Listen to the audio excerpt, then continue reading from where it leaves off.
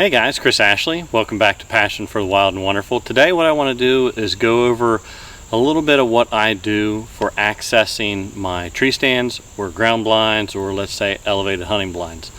So one of the things that we always have to think about when we're getting into our tree stand is trying to minimize our intrusion, both from spooking deer when we go into the stand and out, but also to trying to ensure that while we're in the stand we minimize the potential for animals to come across our scent trail that we've maybe left while walking in.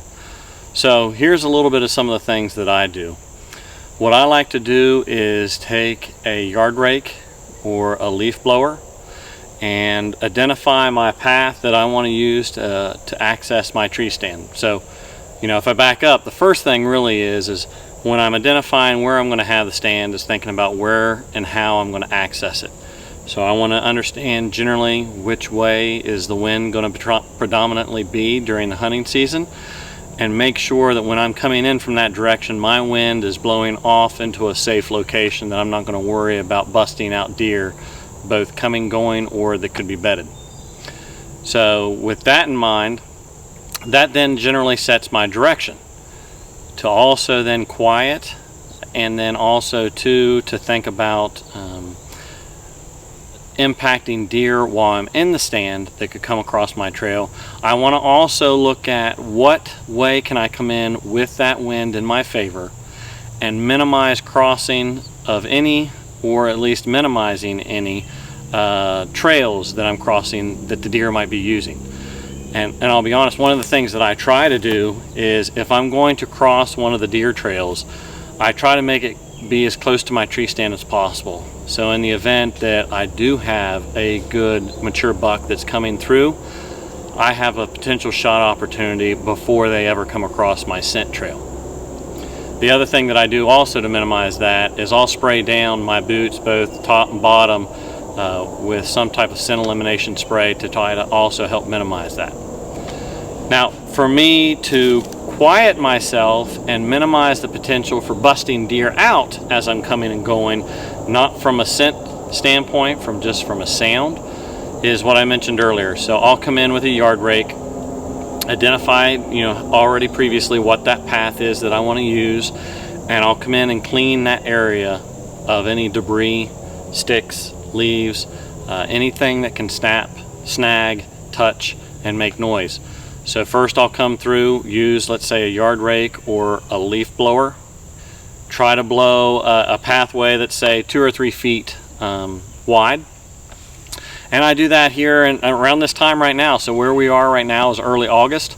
I did some a week or so ago in late July, and I still have a few more that I need to get done, that I still have a lot of that heavy leaf debris and sticks and stuff from the winter and last fall that I need to get cleared out. But after that, especially here in my area where I am, there's not a lot of green foliage on the ground. But what I do have is I'll come through and I can use an herbicide such as the 41% glyphosate, mix it with the appropriate water solution, and spray my trail as I'm going in to clean out and knock down any other green foliage that might be growing up through.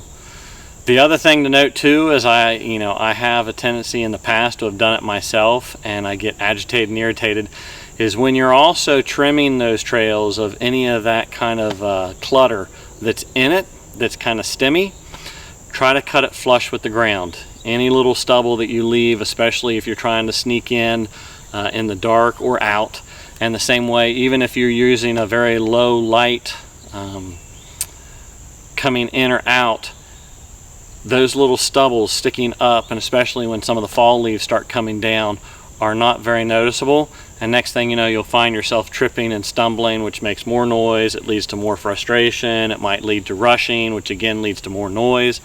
So just a general tip is you want this trail to be almost what would be like a nice flat clean hiking trail as you go through. So I'm laughing as I'm doing this video right here. I've got a buck walking right to me right now.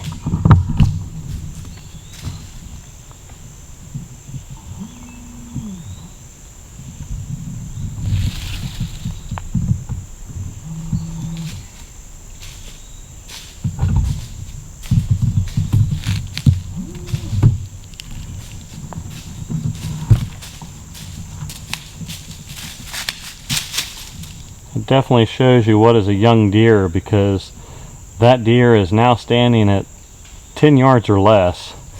I actually thought he was an 8-point, but looks like he could be a little bit smaller deer.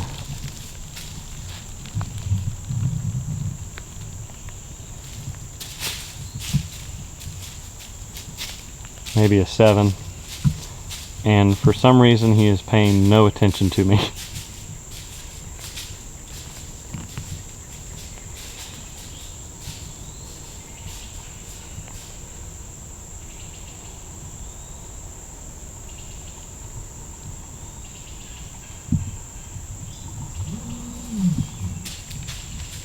So yeah, that deer's still walking off, but so where was I? So yeah, what I like to do is try to have it layer. It's similar to what you would find in a park, of a nice, clean, free of debris walking trail. Now recognize, as I mentioned a second ago there, that once fall and the leaves start happening, or they start dropping, you will get some more debris on your trail. But what you find is you've minimized the amount that's there. And a big thing is you've eliminated the sticks and twigs that can snap. You're minimizing and eliminating things that are hanging in, maybe into the trail, that you could rub or it could touch you and collect potential scent. So those are things that I try to make sure of, is that I have a clean, especially let's say if it is a brushy area versus like this example that I'm showing here right now, being really in a, I call it like a deer desert. I mean, it's a very mature timber with very little to no undergrowth. But I do still have the sticks, the twigs, and leaf debris to deal with. But if I'm in something that's maybe been a clear cut or a selective cut, or maybe an area here where I've done some bedding work to hinge cut, where I do have some encroachment of whether it be briars or anything else, I cut that back, trying to also minimize anything that touches any part of my body. The other thing to also think about too, you know, I'm primarily in wooded areas here in West Virginia and Ohio, so I'm not in a lot of open ag where I might be using screening.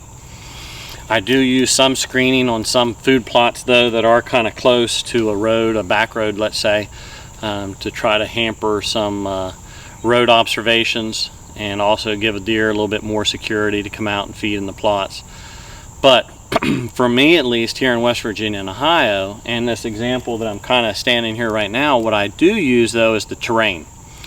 So whether I'm accessing a stand that's where we are is a lot of times flats, so you might have a ridge and then it comes down to a flat and then rolls down to another flat down, is I will make sure that I do not walk the ridge line or the ridge back so that I'm skylined or silhouetted. I'll drop down to make sure I'm just over the crest of the bank, whether I'm walking just on the back side of it or on that first flat and clearing a trail that way. Again, just trying to minimize both the sound and also too visually. You know, the sound of me being up on top will now carry down through and over into the bottoms way easier. If I'm on the back side of one, I'm at least directing my sound primarily that way, versus the sound is a lot less likely to carry and it will be dampened a good bit to roll over the hill and be down on the backside. So if I know generally that deer are bedding on one side of the ridge or the other, I can adjust on how I access. In this location here, for example, I'm actually down more into a bowl or a bottom, but what I do have is a series of little hollows and fingers that run down in. And so what I've used in this particular instance is that I access coming in off of a four-wheeler trail, and I actually am dropping down into a small creek feed or a hollow between two fingers, so that I'm down in, again, trying to minimize sound that's being carried out, and it's also keeping me from being easily silhouetted or visually seen by deer that I'm wanting to try to get down next to their bedding. So for me too, another thing is a lot of my stands are set up on transitions, and I did a lot of work this year building those transitions. As I said, I'm in a very mature timber area, so what I did is went through and tried to promote movement from bedding to bedding and build in transitions to be able to set up stands. and hunt the edges of where it goes from thicket, from my hinge cutting to the mature timber into the thicket from hinge cutting again. I want to hunt those edges of where those bucks might come in downwind of those thickets or bedding areas that I built hinge cutting. I keep being distracted. That buck has come back now, and he's walking right up to me. He's at like 15-20 yards and closing. So obviously he is somehow used to some human interaction somewhere around here. But anyways, that is what I do with those stands in this area here, because, you know, obviously I can use the flats as some pinches. I can use saddles and these fingers as funnels, especially these hollows where they're deep and then they come out and shallow as they're coming up to crest the hill. I love to hunt those locations. That's actually what this one is as well. So when I go down in this finger, I'm able to ease right up into my tree stand.